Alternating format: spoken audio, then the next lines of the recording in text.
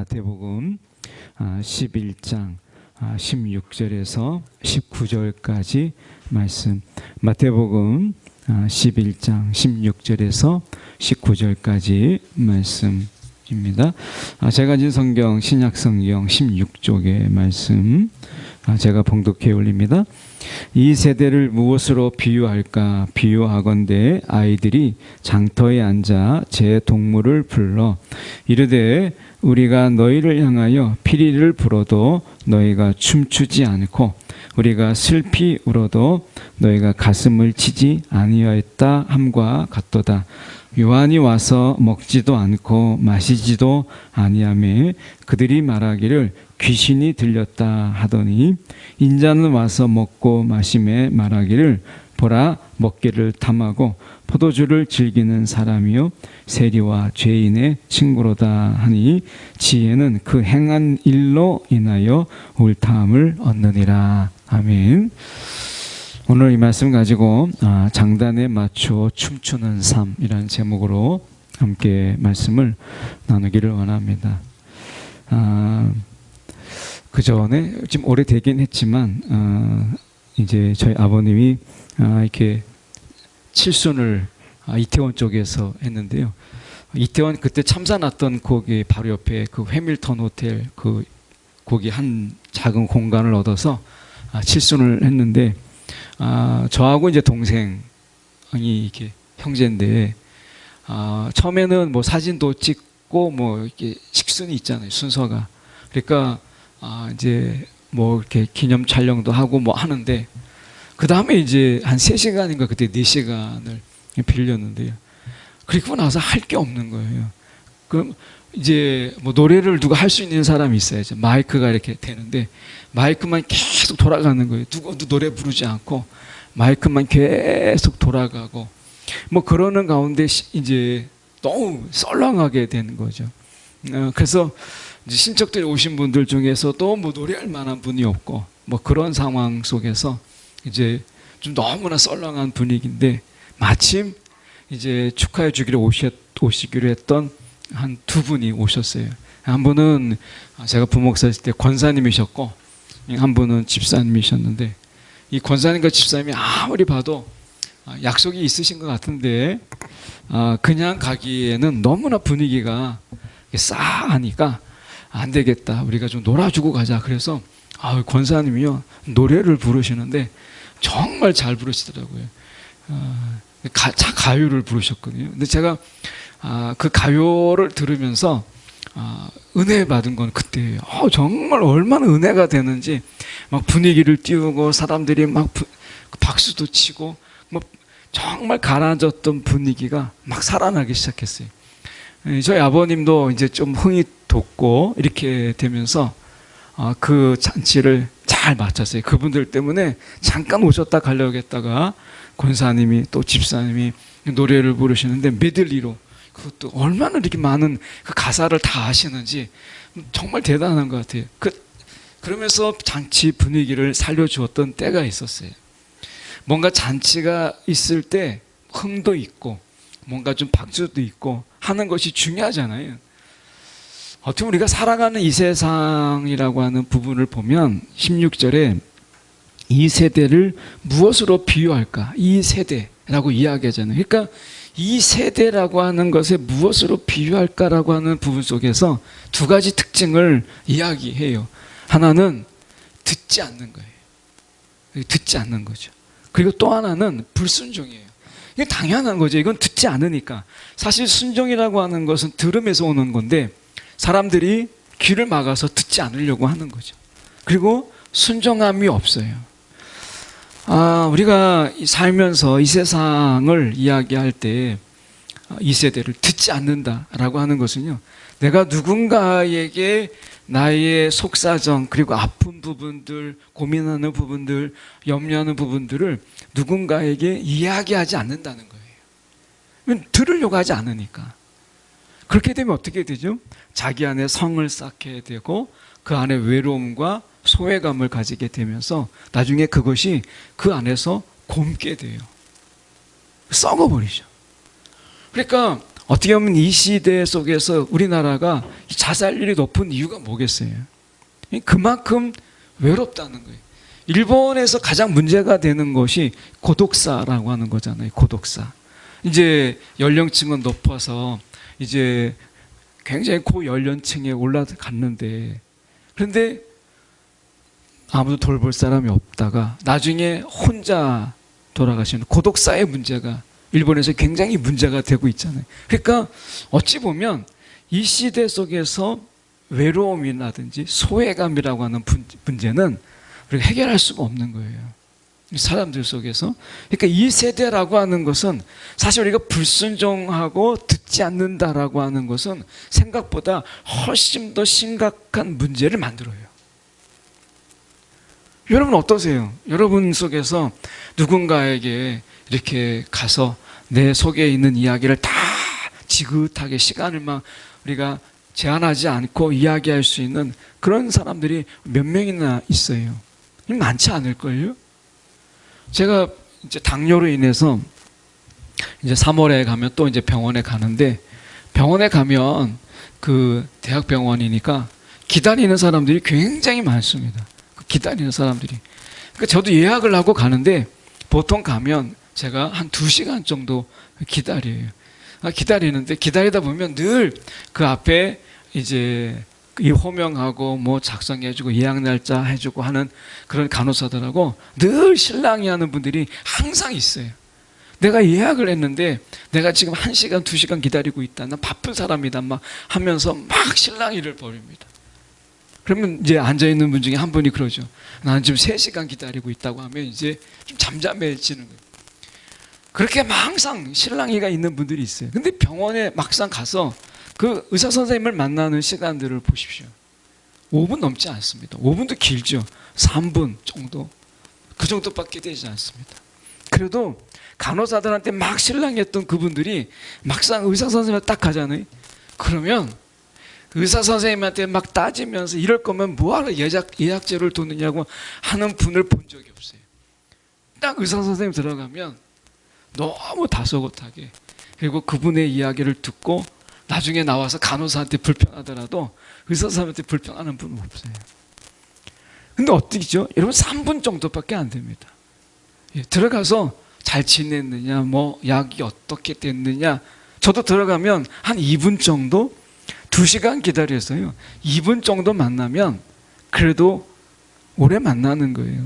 저는 목회하는 걸 알기 때문에 그분이 가시면 이제 좀 살이 쪘다 그러면 요새 신방 다니시는지 뭐 이렇게 이제 상황을 좀 물어보긴 하세요.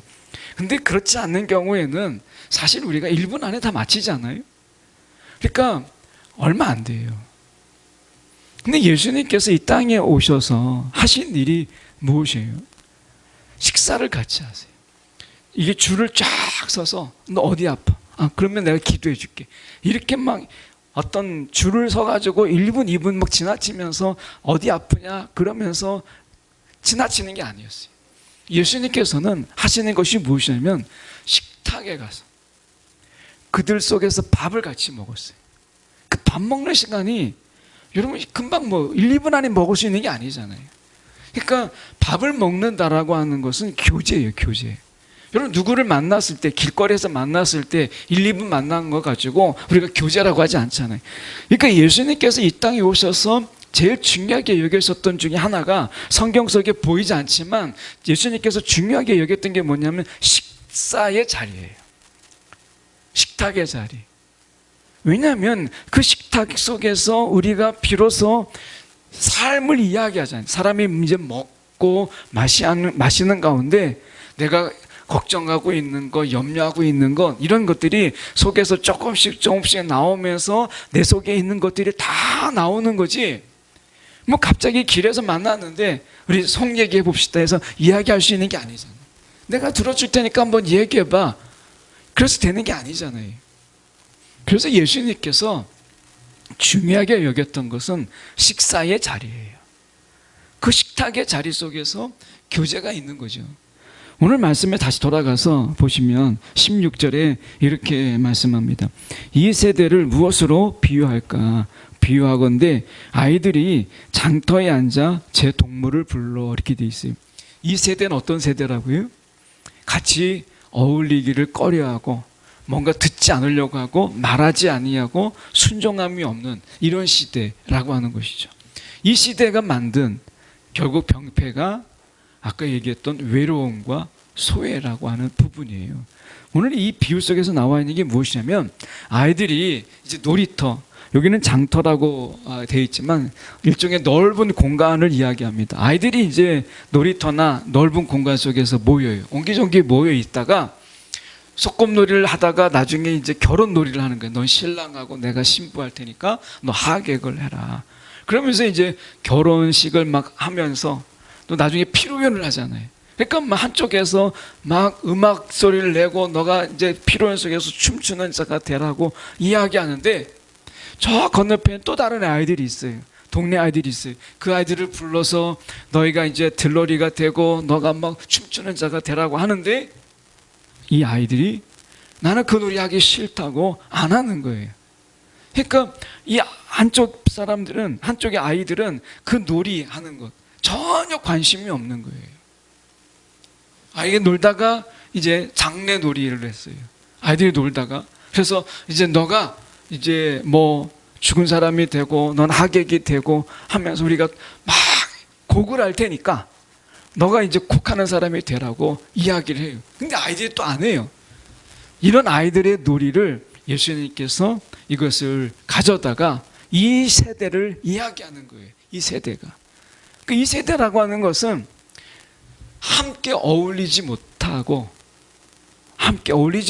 따로 노는 이런 사회, 이런 세대를 이야기하는 것이에요. 우리가 살아가면서 이 말씀 속에서 좀 생각해 볼 수 있는 것이 요한이라고 하는 인물을 잠깐 보면서 우리가 좀 생각해 보려고 합니다. 18절에 보면 요한이 나와요. 요한이 와서 먹지도 않고 마시지도 아니하며 이렇게 말하죠. 요한이 어떻게 행색을 하고 다녔냐면 마태복음 3장 4절에 보면 요한은 낙타털로 만든 옷을 입고 허리에 가죽띠를 둘렀다 이렇게 얘기합니다. 그러니까 이것은 낙타털을 만든 옷을 입고 허리에 가죽띠를 둘렀다라고 하는 이 부분은 결국 그가 이거 입고 있었던 옷과 허리에 띈 가죽띠라고 하는 것은 당시에 평범한 옷이 아니고 이것은 당시에 어쩌면 선지자의 모습을 보이는 이런 옷이에요. 그러니까 그가 낙타털로 만든 옷을 입고 허리에 가죽띠를 둘렀다라고 하는 것은 그가 선지자라고 하는 것을 보여주는 것인데 결국에는 그가 이 구약의 마지막 선지자로 요한이 와요. 세례 요한은 이제 구약의 선지자의 마지막 세대예요. 우리가 이렇게 이야기하면 이 말라기와 마태복음 사이에 400년 동안의 중간기가 있잖아요. 공백기가 있죠. 그러니까 말라기와 마태복음 사이에 400년간의 비어있는 공간이 있거든요. 근데 세례 요한이 갑자기 이 땅에 옵니다. 그런데 세례 요한은 구약의 마지막의 선지자로 왔어요. 구약의 마지막의 선지자. 그래서 그 선지자의 모습을 보이는 것이 낙타털로 만든 옷을 입고 허리에 가죽띠를 둘렀다라고 하는 것은 그가 겉으로 볼 때에도 마지막 구약의 선지자이다라고 하는 것을 보이는 거거든요. 예. 광야에서 그걸 외치는 거죠. 그런데 사람들이 요한에 대해서 뭐라고 얘기하냐면 귀신이 들렸다 이렇게 이야기했어요. 그러니까 선지자로 인정하지 않았다라고 하는 거죠. 세례 요한이 선지자인 것은 말라기에서 이미 말씀하고 있어요. 말라기 4장 5절에 보면 보라 여호와의 크고 두려운 날이 이르기 전에 내가 선지자 엘리야를 너에게 보내리니. 그러니까 내가 선지자 엘리야를 너에게 보내리니라고 얘기했을 때 이 엘리야를 대신하는 엘리야는 엘리야의 그 인물을 이야기하는 게 아니라 엘리야가 선지자이잖아요. 그러니까 내가 마지막에 지금 크고 두려운 날이 이르기 전에 선지자 하나를 보내겠다. 그게 이제 엘리야라는 건데 엘리야라는 선지자를 다시 보내는 게 아니라 선지자를 보내겠다라고 하는 것이거든요. 그게 세례 요한이에요. 그러니까 세례 요한은 구약의 마지막 선지자예요. 그래서 이 세례 요한으로 끝으로 인해서 선지자의 시대가 끝납니다. 그래서 구약의 선지자로 온 거예요. 근데 그가 외친 게 무엇이냐면 결국에는 그의 사명이 무엇이냐면 이제 왕이 오신다는 거죠. 왕이 오신다는 거예요. 그러니까 왕이 오고 그 왕을 맞이하는 것을 준비하는 거예요. 그러니까 왕이 오기 때문에 왕이 와서 왕을 맞이하는 이 부분 속에서 왕을 맞이하는 잔치가 있어야 되잖아요. 왕이 오는 잔치. 그리고 왕이 맞이하는 그 기쁨을 누가 준비하느냐면 세례 요한이 준비하는 거예요.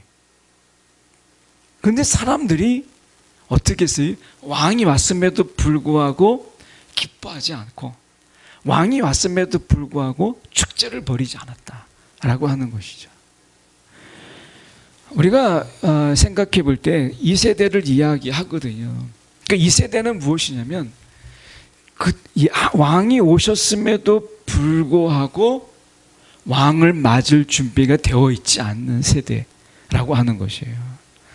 그러니까 우리가 이렇게 지금 살아갈 때 우리랑 너무 비슷한 것 같지 않으세요? 지금 말하고 있는 이 세대가 우리랑 너무 비슷한 거예요. 그러니까 우리 세대 속에서 여러분이 생각해 볼 때 우리가 불순종의 세대라고 이야기하고 듣지 않는 세대라고 이야기를 하잖아요. 그러니까 지금 이 시대가 남의 이야기를 잘 듣지 않아요. 남의 이야기. 옛날에만 해도 제가 전도폭파를 배울 때만 해도 이렇게 이제 서울역이나 고스버스 터미널에 가서 이렇게 전도를 하려고 해도 그게 됐어요. 그래서 조금만 시간을 내주세요. 15분 정도? 그러면 그 15분을 시간을 내줬어요. 그리고 15분 동안 막 전도를 하면 전도폭발을 막 전하면 그걸 들어줬어요. 전도폭발이 완전 제시로 하게 되면 보통 40분, 45분 걸리거든요.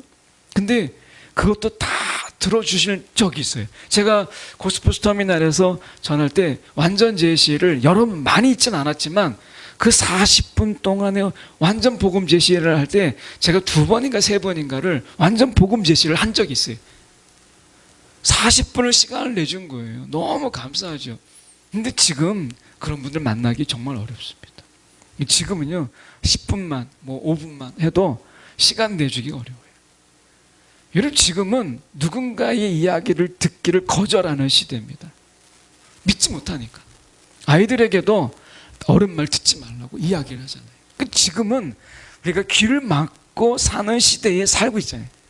그러다 보니까 뭔가 내 아픈 것을 이야기할 사람이 없으니까 전문 상담가를 찾아가는 거예요. 옛날에는 그렇게 하지 않았잖아요. 막 서로 있으면서 수다를 떨고 막 이야기하면서 어떻게 했어요? 거기에서 자연스럽게 풀렸죠. 제가 한두 번 말씀드린 것 같지만 한번 말씀드려보면 그 전에 이 지역교회에 목사님이 이 탄자니아 이 단기 선교를 가셨어요. 이 탄자니아는 우리나라 선교사님들도 많지 않고 워낙 땅덩이가 넓어서 이렇게 떨어져 있었어요. 선교사님들이. 그러니까 만나서 뭐 이야기하고 한다는 게 쉽지가 않아요.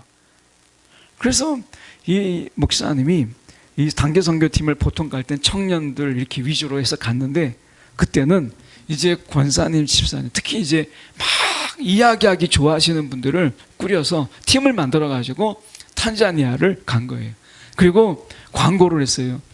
이 탄자니아의 선교사들이 이제 가지고 있는 인맥이 있잖아요. 연락망이 있어요. 그래서 그 선교사님들을 다 모아가지고 식당을 빌리고 카페를 빌려가지고 마음껏 먹고 이야기하면서 뭐 이야기하라고.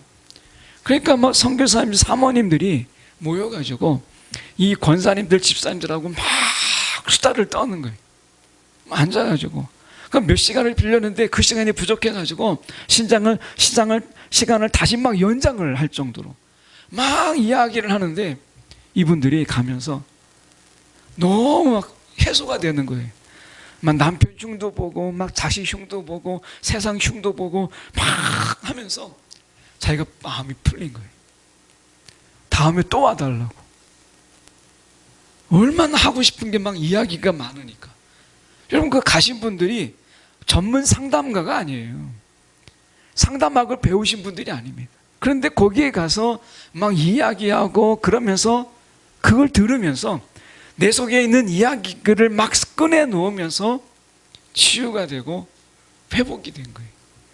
우리가 속병이 생기고 이 시대 속에서 우리가 막 가슴앓이가 있는 것은 이야기할 사람이 없다라는 거예요. 이야기할 사람이. 내가 이야기하는 것에 장단을 맞추기만 해도 막 그러냐고 들어주면서 좋으면 박수 쳐주고 안 됐다고 하면 등을 두들겨주면서 취임새 넣어주면서 그냥 들어주기만 해도 사실은 내가 치유가 되는 거거든요. 전문 상담가들이 그런 이야기를 합니다. 그냥 어떤 답이 없어도 내 속에 있는 이야기를 내가 이야기할 때 누군가가 들어주기만 해도 내가 속에 있는 것을 이야기만 해도 70, 80%가 이미 치유가 된다는 거잖아요. 이야기할 사람이 없다는 거예요. 이 시대가. 주님이 말씀하셔도 이 선지자 세례 요한이 이야기를 해도 듣지 않는 시대에 사는 거예요. 듣지 않는 시대에. 로마의 식민지 속에서 살았잖아요. 그러니까 그 듣는다라고 하는 게 좋은 소식이 있어요? 아무것도 없어요. 돈 더 내라고 하는 소식, 뭐 물가가 올라갔다, 전기세가 올라갔다, 가스비가 올라갔다, 이런 소식밖에 없는 거예요. 그러니까 사실 너무나 들어도 사실 스트레스만 되는 소식이 많으니까 그냥 뉴스를 끊는 이런 시대에 이들이 살고 있었어요. 좋은 소식이 하나도 없는 그런 삶 속에 로마 식민지 속에서 살고 있는 거죠. 무슨 뉴스가 기다려져 있겠어요? 무슨 소식을 기다렸겠어요? 그러니까 귀를 닫고 사는 거예요. 귀를 닫고 사니까 이 로마 식민지 속에서 저항과 반항 이런 것만 있잖아요. 그러니까 불순종이 그 안에 싹을 트죠. 듣지 않지요. 순종하지 않지요. 이런 세대 속에서 세례 요한이 외치는 거예요. 왕이 온다. 여러분 그 소리가 들리겠어요? 와닿지가 않잖아요. 여러분 사람의 들음이라고 하는 것도 뭔가 귀가 열려 있고 마음의 여유도 있고 내가 지금 마음이 열려야 들리는 거지, 삶이 이렇게 팍팍하고 막 찌들어 있는 속에서 무엇이 들리고 무엇이 그 속에 들어오겠어요? 그런 가운데 예수님이 오신 거예요. 예수님이 오셔서 제일 많이 하는 거 밥 먹는 거예요. 밥 먹는 거. 그래서 밥을 먹는 거예요. 이 밥을 드시면서 이야기를 하는 거죠. 죄인들과 만나서, 많은 사람들과 만나서, 사람들은 이야기하잖아요. 세리와 죄인의 친구로다 라고 이야기해요. 그러니까 예수님께서는 이 세리와 죄인들이요, 더 사실 말할 사람이 없어요. 세리가 어떤 사람들이에요? 당시에 이 세리들은 로마에게 세금을 바치는, 그래서 세금을 징수하는 이런 사람들인데, 지금처럼 공무원의 개념이 아니라 이들은 더 많은 것을 거두어서 자기가 취하고 로마에게가 일부를 주는 거기 때문에 이들은 매국노였어요. 나라를 팔아먹는 그런 자들과 같은 자였어요. 비난과 손가락질을 당하는 그런 자들이었어요. 그런 그들에게 지금 그런 자들과 함께 어울려 다니는 거예요. 세리. 그러니까 이 세리라고 하는 것은 그 당시에 친구가 없어요. 어울릴 사람이 없는 거예요. 어울릴 사람이. 그럼 얼마나 힘들겠어요. 제가 얼마 전에 이제 오랜만에 미국에 유학을 갔다가 거기에서 이제 교회를 개척한 친구가 있습니다. 그래서 이제 이 친구가 6년 만에 나오니까 저는 이제 사실은 10년 만에, 몇 년 만에 보는 거거든요. 6년 만에 나왔을 때는 일정이 서로 안 맞아가지고 서로 보지 못하고 그냥 미국에 들어가서 그때는 못 봤고, 이번에는 이제 다시 6년 만에 나와서 이번에는 꼭 봐야 되겠다 해가지고 서로 시간을 맞추다 보니까 너무 서로 시간이 안 맞아서 밤 10시가 다 된 시간에 저 신당역 근처에서 24시 카페 겨우 찾아가지고 거기서 만났어요. 만나서 이야기를 하는데, 이 친구도 미국 LA에서 교회를 개척했는데 LA 소식 들어보니까 이 한인교회가 한 2,000개 정도 되는데 이 코로나 때문에 그 중에서 700개 교회가 문을 닫았대요. 2000개 중에서 700개 교회가 문을 닫았다는 거예요. 그러니 이 친구도 답답한 노릇 아니겠어요? 어디 가서 뭐 특별하게 이야기할 수 있는 것도 아니고. 그래서 만나서 코로나 때 이야기, 또 아이들 이야기 막 이야기하는 거예요. 시간이 길게 있지 못했지만 차 시간이 있으니까 그래서 이야기를 하는데 서로 이야기가 그거죠. 그 친구가 그 얘기예요. 뭔가 속 이야기를 이렇게 쭉 할 수 있다라는 거. 오랜만에 만났지만 그런 친구가 있다라는 거. 이게 정말 귀한 거잖아요. 여러분 어떠십니까? 오랜만에 만났던, 자주 만났던 내 속에 있는 이야기를 마음껏 이야기할 수 있는 거. 또 이런 얘기했다가 나중에 막 돌고 돌아서 나에게 비난이 되고 막 나의 조롱이 되는 거, 이런 걱정하지 않고 이야기할 수 있는 친구가 있다는 거. 세리는 그런 친구가 없었어요. 죄인들 더 그런 걸 더욱더 그렇지 않게 누가 가까이 해주겠어요? 죄인들에게. 사람들의 손가락질하고 비난하고 하는데, 병든 자, 고치기 어려운 나병 환자 같은 이런 자들, 부정하다 하는 아무 친구가 없는 거죠. 근데 예수님께서 그런 친구가 없고 들어줄 자가 없고 그리고 마음을 만져줄 자가 없는 자들에게 줄을 세워가지고 1분씩 각각, 뭐 병원에서 5분씩 길어요. 막 2시간, 3시간 있으면서 잠깐 5분 만나는 이런 만남으로 주님께서 만나지 않으셨어요. 식사의 자리 속에서 같이 먹고 이야기하면서 그 속에서 그들의 이야기를 들어주고 또 함께 어울리고 하셨다는 거죠. 그러니까 예수님께 있어서 이 만남이라고 하는 것은 굉장히 중요한 것이었어요. 오늘 우리가 생각해 볼 때 주님께서 오늘 우리에게도 마찬가지예요. 이 시대 속에서 우리를 만나기 위해서 주님께서 시간을 내시고 기꺼이 우리가 있는 곳에 임하시고 하시잖아요. 오늘 말씀에 또 보시면 그래서 19절에 이렇게 말씀합니다. 인자는 와서 먹고 마시매 말하기를 보라 먹기를 탐하고 포도주를 즐기는 사람이에요. 바리새인들이 요한이 안 먹을 때는 귀신 들렸다고 하고, 예수님이 이제 세리와 죄인들과 함께 먹고 마실 때는 탐한다, 먹는 것을 탐하는 자들이라고 비난했어요. 이 바리새인들이 왜 그랬겠어요? 자기 중심으로 보니까, 예수님을 보니까, 세례 요한을 보니까 그렇게 된 거죠. 근데 오늘 말씀 속에서 우리가 이런 말씀이 있습니다. 이 이사야 30장 32절에 보면 이런 말씀이 있어요. 주께서 아수르에게 내릴 형벌을 정해 놓으시고 몽둥이로 내리치실 때마다 소고와 수금 소리가 울려 퍼질 것이다. 이런 말씀이 있어요. 이 말씀이 뭔지 아십니까? 하나님께서 이제 아수르를 이제 멸하시는 거예요. 공격하시는 거예요. 그럴 때 백성들이 그것을 보고 한쪽에서 소고와 수금을 치면서 그들이 춤을 춘다는 거예요. 그러니까 하나님이 하시는 일들에 그들이 리듬을 맞춘다는 거예요. 여러분, 삶의 리듬을 맞추라는 거예요. 하나님께. 예수님이 지금 말씀하시는 게 왜 아이들을 통해서 이야기해요? 아이들이 지금 막 같이 노래하자고 하고 결혼 놀이를 하잖아요. 그러면 그 속에서 아이들이 막 북치고 장구칠 때 같이 춤추고 어울려줄 수 있는 그런 사람이 없었다는 거예요. 아이들이 놀 때. 지금 이 세대가 똑같다는 거예요. 여러분, 이 세대가 어떤 세대예요? 순종함이 없고 듣지 않고 귀를 막고 소외하고 그리고 따로 노는 이 세대잖아요. 이때 예수님께서 우리 가운데 오셨어요. 오셔서 예수님이 말씀하시는 게 뭐예요? 이 말을 한마디로 얘기하면 같이 춤추자는 거예요. 같이 춤추자. 우리가 이 소외된 세대 속에서, 우울한 시대 속에 예수님이 오셔서 우리와 함께 춤추자고 하시는 거죠. 그래서 죄인들을 부르고 세리를 부른 거예요. 저와 여러분을 부르신 거예요. 자, 말씀해 보면 이렇게 말씀합니다. 우리가 말씀해 보면 고린도전서 2장 14절의 말씀에 보면 이렇게 말씀합니다. 육에 속한 사람은 하나님의 영적인 일들을 받아들이지 않습니다. 보십시오. 육에 속한 사람은 하나님의 영적인 일들을 받아들이지 않아요.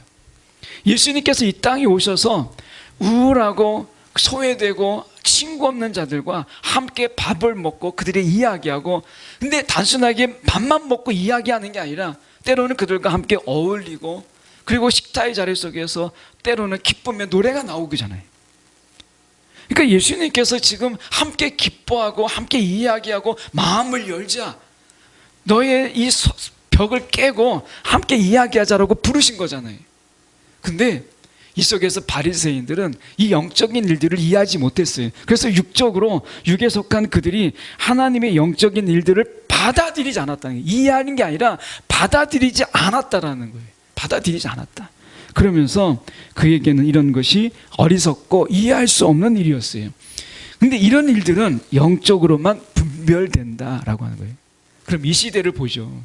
여러분, 이 시대가 우울하고 우리가 소외당하고 그리고 혼자 그냥 고독하게 보내는 시대일까요? 아니잖아요. 이 시대 속에 오신 예수님은 바꿨어요. 어떻게 바꿨느냐? 우리가 말씀해 보면 이런 말씀이 있어요. 우리가 이 사무엘 하에 보면 다윗이 나오는데 사무엘 하 6장 13절에서 16절의 말씀을 보면 이런 말씀이 있습니다. 잘 아시는 말씀인데요. 여호와의 궤를 맨 사람들이 6걸음을 가매 다윗이 소와 살찐 송아지로 제사를 드려요. 그러니까 이제 언약궤를 옮기는 그 장면이잖아요. 그러다가 다윗이 여호와 앞에서 힘을 다하여 춤을 춥니다. 그러니까 하나님의 언약궤가 이제 옮겨오는 그런 가운데서 다윗이 춤을 춰요. 얼마나 기쁘겠어요. 하나님의 언약궤가 이제 들어오고 옮겨진다라는 것 때문에 막 춤을 추는 거예요. 그런데 이거를 업신여기는 사람이 하나 있었어요. 미갈이입니다. 미갈이 16절에 이렇게 얘기합니다. 미갈이 창으로 내다보다가 다윗 왕이 여호와 앞에서 뛰놀며 춤추는 것을 보고 심중에 그를 업신여기니라 라고 얘기해요. 업신여겼다는 거예요. 여러분, 여기서 잘 생각하셔야 됩니다. 이 다윗이 시편 30편도 지었어요. 근데 시편 30편 11절에 다윗이 뭐라고 얘기하느냐면, 주께서 나의 슬픔이 변하여 내게 춤이 되게 하시며 나의 베옷을 벗기고 기쁨으로 띠띠우셨나이다 라고 얘기해요. 지금이 어느 시대라는 거예요? 여러분, 우리가 세상을 볼 때는 우울한 소식뿐이고 뭔가 우리 속에서 기분을 쫙 가라앉히고 그런 세대예요. 우리가 이 세상을 보면 어디에도 기쁨이 없어요. 제가 생각할 때는 여러분, 이 세대가 너무나 막 웃을 일이 없고 그런 거죠. 그래서 개그 콘서트를 다시 만드는 거예요. 얼마 있으면 부활한다잖아요. 다시 만든다잖아요. 사람이 얼마나 웃을 일이 없으면 그렇겠어요. 여러분, 오늘 말씀에 보면 다윗이 이런 이야기를 해요. 주께서 나의 슬픔이 변하여 내게 춤이 되게 하셨다라고 이야기합니다. 이 세대를 우리가 육적인 눈으로 보면 정말 웃을 일 없어요. 웃을 일 없는 정도가 아니라 괴롭죠. 세상을 보는 게 괴롭고, 세상을 바라보면 화가 나고 분노가 나고, 세상을 바라보면 너무나 억울하고 속상하죠. 세상이 그래요. 그런데 여러분, 여기서 보십시오. 나의 슬픔이 변하여 춤이 되게 하셨다. 세상을 영적으로, 지금 고린도전서에서 말하고 있는 것처럼 이런 일들은 영적으로만 분별되기 때문이다. 영적으로 보세요. 어떤 일이 있나? 이 세상은요, 성령의 권능이 있는 이때예요. 우리가 지금 어떤 게 있어요? 성령의 권능이 우리 가운데 있잖아요. 부활의 능력이 우리 가운데 있어요. 지금이 춤출 때고 지금이 기뻐할 때예요. 지금은 은혜의 시대잖아요. 은혜의 시대. 하나님의 은혜, 우리가 아까 찬양 드렸잖아요. 하나님의 은혜가 저와 여러분 가운데 있잖아요. 여러분, 은혜 없어요? 지금 우리 가운데 은혜가 지금 넘치는 시대에 우리가 살고 있어요. 성령의 권능이 있고요, 우리가 부활의 능력이 우리 가운데 있잖아요. 예수님께서 죽음으로 죽음을 이기셨어요. 그 사망의 권세를 깨셨어요. 그 부활의 능력이 우리 가운데 있어요. 성령의 권능이 저와 여러분 가운데 있고 권세를 우리 가운데 주셨다고 말씀하시잖아요. 이러한 시대가 있었어요? 없었어요. 구약에서는 도저히 맛볼 수 없는 엄청난 시대에 우리가 살고 있는 거예요. 영적으로 볼 때는요. 영적으로 볼 때는 우리가 엄청난 시대에 살고 있는 거예요. 그런데 다윗은 구약의 사람들인데, 다윗이 구약의 사람임에도 불구하고 하나님을 그가 뭐라고 노래하냐면 주께서 나의 슬픔이 변하여 내게 춤이 되게 하셨다라고 이야기하잖아요. 여러분, 그냥 생으로 춤추라고 하는 게 아니라 지금 이 시대가 은혜가 넘치고 구원이 있고 그리고 성령의 충만함이 있는 이제 이런 시대 속에서 주님과 함께 주님의 그 리듬을 따라서 춤을 추라는 거예요. 그 리듬에 따라서 내가 좀 마음의 흥을 좀 가지라는 거예요. 우리가 다른 건 못해도 뭐 얼쑤 하는 것처럼 취임새를 넣을 수 있잖아요.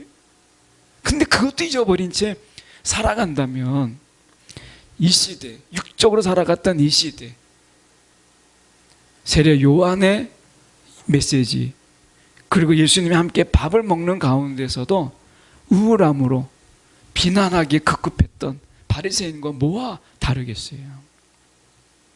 여러분, 오늘 우리가 살아가는 이런 날들은 내 감정, 내 기분, 내 환경, 내 문제, 내 어려움, 이거에 집중할 게 아니에요. 이거는 너무 작은 거예요. 여러분, 하나님이 얼마나 크세요? 우리가 믿는 그 하나님이 얼마나 크십니까? 그 하나님은 너무나 위대하시고, 말만 그런 게 아니라 정말 하나님은 위대하시고요, 정말 하나님은 크신 분이세요. 우리가 아까 찬양했잖아요. 하나님의 그 위대하심을 찬양하라고. 그런데 말만 그런 게 아니라 그 하나님의 정말 위대하신 하나님을 우리가 믿고 있다면, 그 하나님의 크신 하나님을 정말 믿고 있다면 우리의 문제의 작음을 보실 수 있어야 되는 거죠. 저와 여러분 앞에 놓여 있는 문제가 얼마나 작아요. 육적으로 볼 때는 이 문제 해결 안 되면 금방 죽을 것 같죠? 그런데 영적으로 그렇지 않아요. 이들이 왜 춤을 추지 못했겠어요? 왜 세례 요한의 이야기 속에서 왕을 맞이하는 가운데 그들이 잔치를 벌이지 못했을까요? 똑같아요. 우리랑 똑같은 거예요. 저와 여러분과 똑같은 거예요. 오늘 무엇을 보느냐라고 하는 거죠. 무엇을 듣느냐라고 하는 거예요. 오늘 주님께서 장단에 맞추어서 춤추는 삶으로 저와 여러분을 부르시고 함께 춤추자라고 부르신 거죠. 이러한 은혜의 시대가 없었고 이만한 권세를 주신 적이 없어요. 저와 여러분에게 이러한 권세와 권능과 충만함으로 주셨잖아요. 이 시대를 살아가는 우리가 이 시대를 이기지 못하고 주님과 함께 춤추지 못한다면 여기서 나와 있는 것처럼 우리가 똑같은 거죠. 이 비유 속에서 나와 있는 것처럼 예수님이 춤추자 하는데 춤추지 않고, 예수님이 노래 부르자 하는데 노래 부르지 않는 거예요. 제가 노래방에 가면 뭐 지금은 갈 일이 없지만 그 전에 이제 청년들이나 청년들하고 또는 그 전에 이제 친구들하고 노래방에 가면, 그때는 뭐 노래방이 많지 않았었죠. 이제 몇 개 있는 속에서 가면은 막 노래를 불러요. 그럼 막 탬버린도 치고 나와서 막 춤도 추고 하는데 저만 한쪽에 가만히 앉아 있어요. 저 때문에 분위기가 깨져요. 그래도 이제 친구들이 저를 살려보겠다고 이제 노래를 부르라고 하거든요. 그러면 제가 노래를 하나 하죠. 그럼 뭐냐면 불효자 놉니다를 불러요. 그럼 분위기가 확 깨져요. 그럼 저 때문에 다 집에 가자고 해요. 그러면 그 다음부터는 아니까 노래를 시키지도 않아요. 어울리지 못하는 거예요. 여러분, 우리가 지금 같이 부르심을 받은 그런 속에서 함께 어울리도록 부름을 받았는데 어울리지 못하는 거예요. 여러분, 이게 불순종이에요. 다른 게 불순종이 아니라 하나님이 함께, 주님이 우리와 함께 춤추자라고 하는데 한쪽에서 우리가 춤추지 않냐고 우울하게 있는 거예요. 여러분, 이게 불순종이에요. 이 시대의 불순종이 그런 겁니다. 은혜의 시대 속에서 함께 기뻐하자라고 이야기하는데 내가 기뻐하지 않는 것, 이게 불순종입니다. 주님이 말씀하시잖아요. 나 문제 있어요, 나 염려 있어요, 나 걱정 있어요 말씀하죠. 우리가 그렇게 말하잖아요. 그러면 주님이 뭐라고 말씀? 내가 해결해 줄게. 지금은 나랑 놀 때야. 지금은 나랑 함께 춤출 때야. 라고 말씀하세요. 내가 그 문제 해결해 줄게. 이야기하시는 거잖아요. 그럼 구약에 어떤 게 있었냐면 이 3대 절기를 지켰어야 돼요. 잘 아시는 말씀이에요. 3대 절기를 그들 지킬 때 나라는 누가 지키고 일은 누가 해요? 한 번 가면 우리가 가고 오는 길, 예루살렘에서 저 먼 데는 교통편이 잘 발달되지 않았으니까 훨씬 더 많은 시간을 내야 돼요. 그러니까 축제를 벌일 때마다, 절기를 지킬 때마다 자리를 비워야 돼요. 얼마나 바빠요. 똑같아요. 농사하는 거 여러분 더 바쁩니다. 추수해야죠. 다 노동력이잖아요. 그런데 어때 올라와야 돼요. 누가 일해요? 누가 나라를 지켜요? 누가 가정 일은 하죠? 힘 있는 남자들이 다 올라와서 우리가 절기를 지키면 일은 누가 해요? 그런데 주님이 말씀하셔. 너 지금 일할 때가 아니야. 너 그거 걱정할 때 아니야. 너 그거 지켜야 될 때가 아니라 지금은 나와 함께 축제를 벌일 때다 라고 말씀하시는 거잖아요. 지금은 나와 함께 춤추고 노래할 때라고 말하는 거잖아요. 그러면 넌 네 문제 해결해 줄게. 내가 나라 지켜주고 내가 그 일 다 해결해 줄게 하시는 거잖아요. 여러분 그 동일한 원리입니다. 지금 우리 가운데 주님께서 지금 주님의 그 부활하심, 부활은 부활절만 지키는 게 아니라 사실은 부활의 그 능력은 지금도 계속되는 거잖아요. 부활의 능력, 우리가 죽을 것 같은 고통도요 부활 앞에는 아무것도 아닌 거예요. 우리의 목을 조르는 것 같은 그런 우리의 문제도 부활 앞에는 아무것도 아닌 거예요.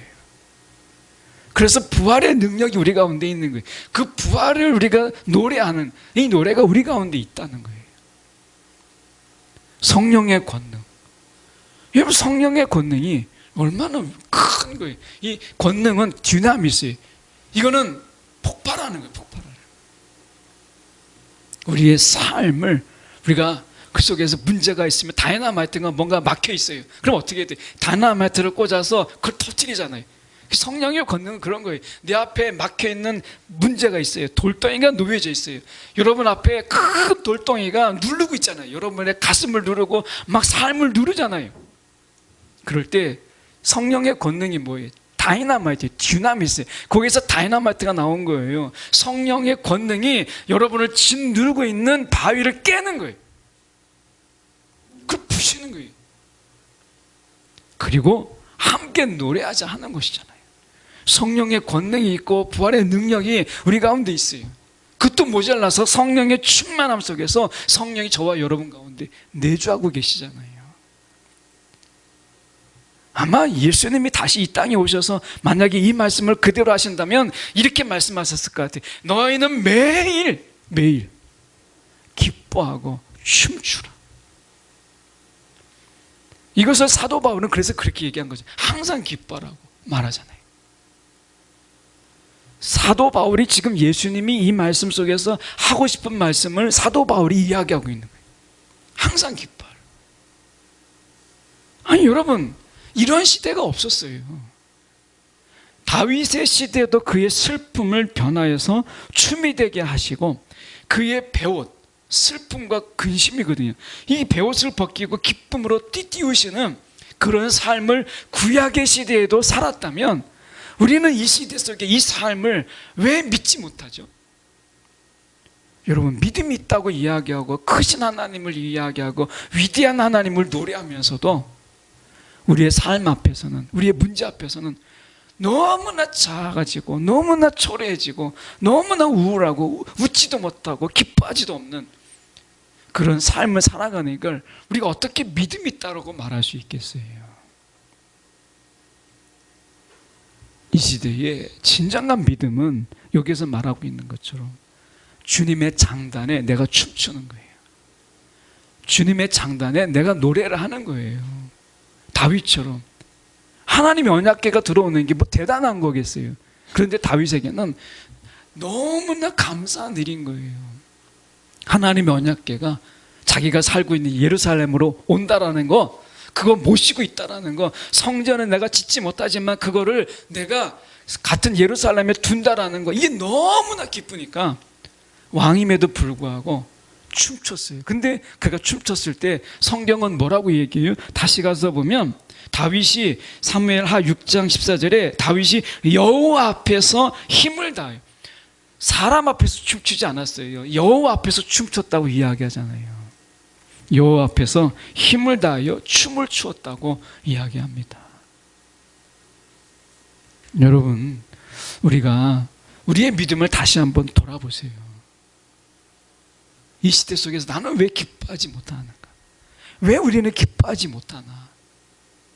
아마 주님이 말씀하신다면 이렇게 말씀하실 것 같아요. 이 믿음이 적은 자들, 풍랑 가운데 근심하고 있는 그들과 뭐가 다르죠? 예수님이 지금 계시잖아요. 같은 배를 타고 있잖아요. 예수님이 어떤 분인가를 그들이 다 알잖아요. 걱정할 게 없잖아요. 예수님이 지금 같은 배를 타고 있는데 풍랑이 일어나고 배에 물이 들어와도 여러분 걱정할 게 뭐가 있어요? 예수님이 계시는데. 예수님, 이런 일이 벌어졌는데 예수님 도와주세요 하면 되는 거잖아요. 예수님이 계시는데 문제 해결이 거기에 있고, 그리고 풍랑을 잠잠케 하실 그분이 바로 거기에 계시는데 그분이 주무신다는 것 때문에 능력이 없는 건 아니잖아요. 여러분, 우리가 뭔가를 착각하고 있는 것 같지 않으세요? 시대를 착각하는 거예요. 시대착오라는 말을 많이 하잖아요. 시대착오적이다. 여러분, 우리가 시대착오적인 시대를 사는 거예요. 지금은 신약의 시대예요. 근데 구약보다 못한 삶을 사는 거, 여러분 이거 시대착오적인 거 아니겠어요? 여러분, 이 시대에 맞는 삶을 사세요. 이 시대에 맞는 삶. 주님의 장단에 춤추는 삶을 사세요. 네. 문제가 있죠. 괴로움도 있고, 살면서 왜 근심이 없겠어요?